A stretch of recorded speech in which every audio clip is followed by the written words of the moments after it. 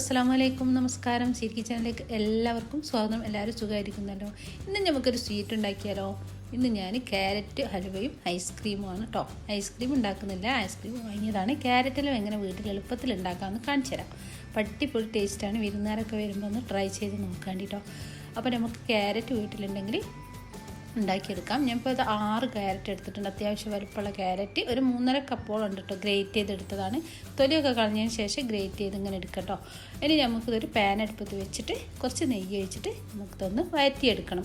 അതായത് ചിലർ കുക്കറിലൊക്കെ ഉണ്ടാക്കാറുണ്ട് കേട്ടോ. ഞാനിപ്പോൾ കുക്കറിലൊന്നുമല്ല, നമ്മൾ പാനിൽ വെച്ചിട്ട് തന്നെ പെട്ടെന്ന് ഉണ്ടാക്കിയെടുക്കുകയാണ്.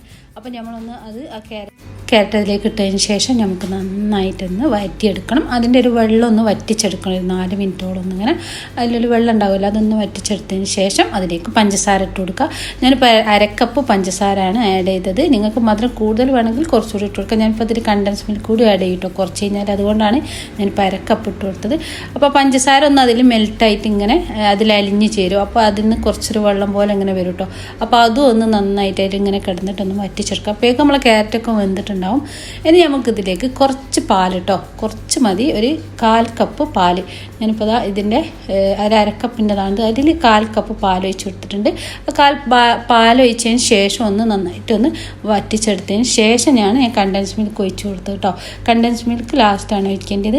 ഈ ടൈമിലാണ് കണ്ടൻസ് മിൽക്ക് ഒഴിച്ച് കൊടുത്തിട്ട്, കണ്ടൻസ് മിൽക്ക് ഞാൻ ഒരു 1/2 കപ്പോളം ഒഴിച്ച് കൊടുത്തിട്ടുണ്ടോ. 1/2 കപ്പില്ല, ഒരു 1/4 കപ്പ്. മധുരം നിങ്ങൾക്ക് കൂടുതൽ വേണമെങ്കിൽ അതിനനുസരിച്ച് നിങ്ങൾ ടേസ്റ്റ് ചെയ്തിട്ട് ഇട്ട് കൊടുക്കുക കേട്ടോ. നമുക്കിവിടെ കൂടുതൽ മധുരം ഇഷ്ടമില്ലാത്തതുകൊണ്ട് ഞാൻ അത്യാവശ്യം നമുക്കൊരു ഇഷ്ടമുള്ള മധുരം ഉണ്ടോ അതിൻ്റെ അനുസരിച്ചാണ് ഞാൻ ഇട്ട് കൊടുത്തത്. അപ്പോൾ ഞാൻ കണ്ടൻസ് മിൽക്ക് ഇട്ടതിന് ശേഷം നന്നായിട്ട് ഇങ്ങനെ വറ്റിച്ച് നല്ല വരട്ടിയെടുത്തിട്ടുണ്ട്. അപ്പോൾ നമ്മുടെ ക്യാരറ്റിലും ഏകദേശം റെഡി ആയിട്ടുണ്ട്. ഇതിലേക്ക് ഞാൻ ഇപ്പോൾ ഇട്ട് കൊടുത്തത് നമ്മളെ ഗാർഡൻ പൗഡറാണ്, ഏലക്ക പൊടിച്ചത്, പഞ്ചസാര ഇട്ടിട്ട് പൊടിച്ചതാട്ടോ ലാസ്റ്റ് ഇട്ട് കൊടുത്തത്. കണ്ടോ, റെഡി ആയിട്ടുണ്ട്. ഞാനിപ്പോൾ ഇതൊരു കപ്പിലേക്ക് ഇങ്ങനെ നന്നായിട്ട് ഇട്ട് കൊടുത്തിട്ട് കപ്പിൽ നിന്ന് ഇങ്ങനെ തട്ടി എങ്ങനെയാണ് ഞാനിത് സെർവ് ചെയ്തത് കേട്ടോ. അപ്പോൾ കപ്പിൻ്റെ ഒരു ഷേപ്പ് കിട്ടും.